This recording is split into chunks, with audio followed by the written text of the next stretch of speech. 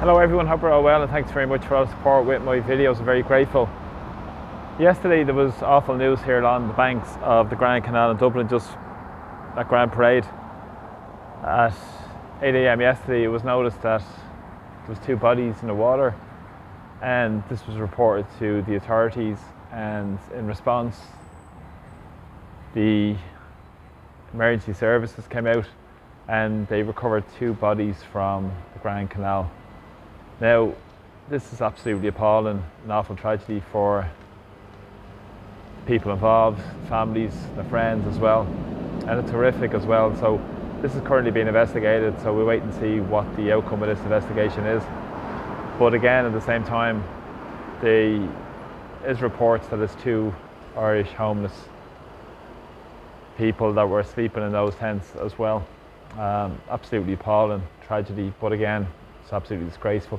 And as you can see behind me as well, along the banks of the Grand Canal, this is opposite where the encampment has sprang up over the last week and a half of over 100 tents. This is a huge amount of issues in our society. We've seen that rise over the last number of years, in particular since the Ukraine crisis, and I've highlighted that in many videos, most recently about the huge amount of money that's being made by all these companies from the immigration industry.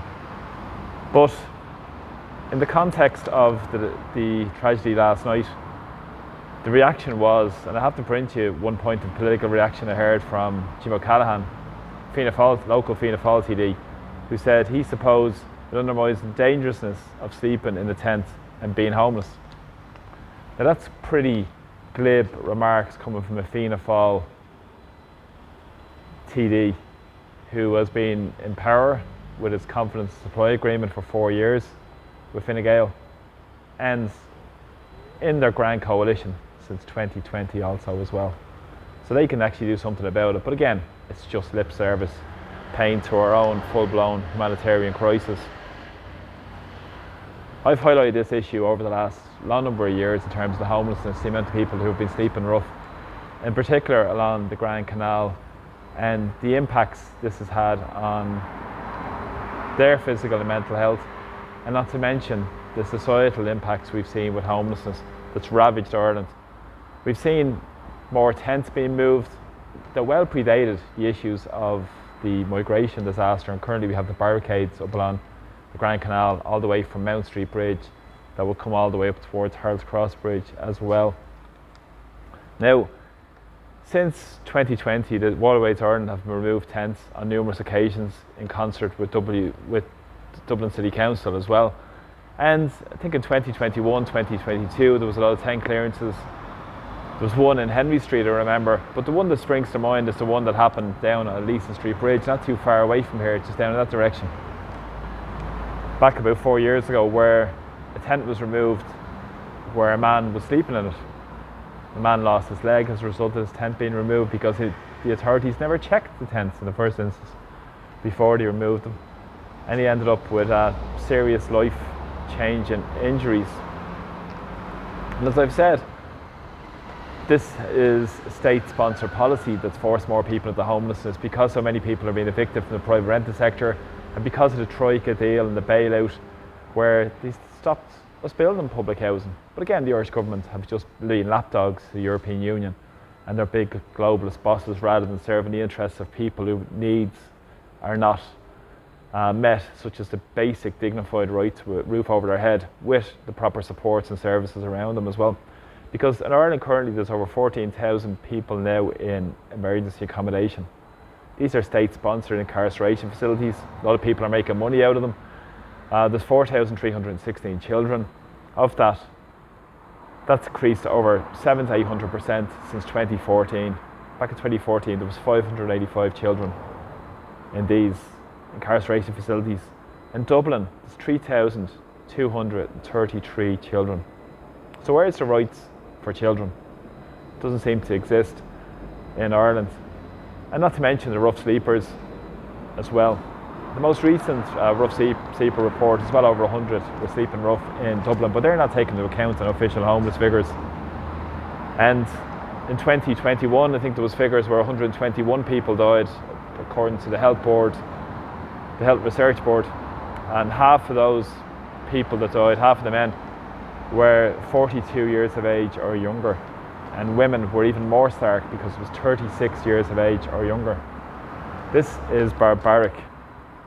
As I said, Ireland has record rents, record amount of evictions, and more people are being forced into emergency accommodation. And even recently there was a report coming in from the consultant in paediatric social inclusion at Templestowe Hospital, a woman by the name of Avian Walsh, who was speaking about the children that are in emergency accommodation are now presenting with serious medical issues such as rickets, anemia, obesity, dental decay, and many scabies as well. This is Ireland 2024, and this is just absolutely appalling. She works in Templestowe Hospital and a clinic named after Kathleen Lynn, which works with a lot of children that are faced and living in direct provision and emergency accommodation. Because many people don't have access to cooking facilities, a lot live in one room, and there was even one report of a 5-year-old child that only ate milk and biscuits. It's barbaric, and not to mention the developmental issues on children and the mental and physical health as well. Now, it's also revealing the state there's 1,464 families in emergency accommodation in Dublin currently. There's 26% of them are on the list or in those facilities over 2 years or longer. It's absolutely horrific. And even with those hospital appointments, the consultant in Templestowe Hospital reported that the appointments have increased over 100% in the last year. This is absolutely appalling. And this demonstrates who benefits from the homeless industry. It's benefited the big profiteers from the homeless industry, and it is profiteering from the misery of people who are suffering. And most appallingly, you see it the starkest element when people are here on the streets, dying in the streets as well. But there is a lot that could be done by the Irish political establishment. There could be direct state funding and supports for people in homeless accommodation. But we've seen them being pitted against other people, such as the remarkable response for the refugee crisis in terms of the Red Cross doing a call out for homes. That was never done for people who are homeless. They've also did the modular housing, which was spoken about years ago, but again, it wasn't followed through on. But then when the accommodation crisis came up because of the issues with immigration, then the goalposts were moved, pitting people against each other, opening up hotels, guest houses, providing subsidies, huge transfer wealth towards the commercial property owners and the big bosses as well. So this is how it works, and this, who benefits? It's always who benefits. It's the top end of society who benefit. They benefit by forcing people onto the streets and giving people to look down and say, well, I don't want to end up like that.